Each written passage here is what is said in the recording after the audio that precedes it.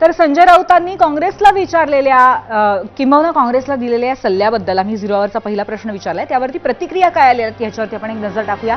काही निवडक प्रतिक्रिया सोशल मीडियावरच्या बघणार आहोत मीडिया सेंटरला। एक्सवरून कणाद मुकाडे म्हणतायत, काँग्रेस स्वबळावरती लढली तर मतांचं विभाजन होऊन विरोधी पक्ष कमजोर होतील आणि त्यामुळे भाजपला फायदा होईल असं त्यांचं मत आहे। राजकारणामध्ये सत्तेसाठी भूमिका बदलल्या जातात, राऊत यांनी केलेला आरोप पूर्णपणे फेटाळता येणार नाही, विनोद मुंढे यांचं म्हणणं आहे। युट्यूबवरनं नितीन बच्छाव यांची पुढची प्रतिक्रिया आपण बघूया।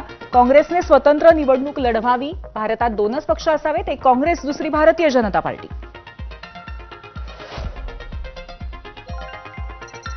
युट्यूबवरनं अरुण निमाले यांची पुढची प्रतिक्रिया आहे। वेगळी लढत असेल तर लढू द्या, काँग्रेसच्या वागण्यामुळे विधानसभेच्या जागा गेल्या हे ठाकरेंनी विसरू नये।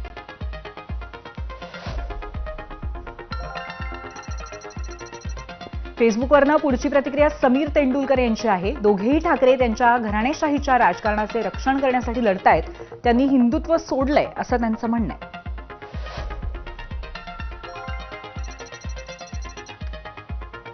अगदी बरोबर आहे, संजय राऊत म्हणतात ते काँग्रेस स्वतः पण संपणार आणि सहकारी पक्षांना पण संपवणार, प्रवीण घाडगे यांची प्रतिक्रिया।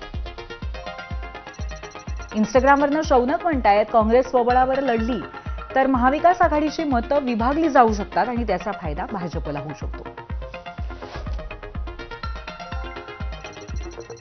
इंस्टाग्रामवरनं सोपान यांची प्रतिक्रिया, महाराष्ट्र काँग्रेसला मानणारा मतदार वर्ग फार मोठ्या प्रमाणावरती आहे, त्यामुळे काँग्रेसने स्वतंत्र निवडणूक लढवली तर योग्यच होईल असं त्यांचं मत आहे।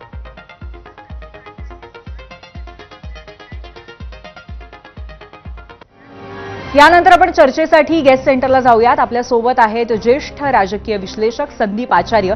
एकंदरीत सध्या युत्या आघाड्यांमध्ये ज्या पद्धतीची एक चलबिचल आहे वाटाघाटीच्या अनुषंगाने, त्याबद्दल आपण चर्चा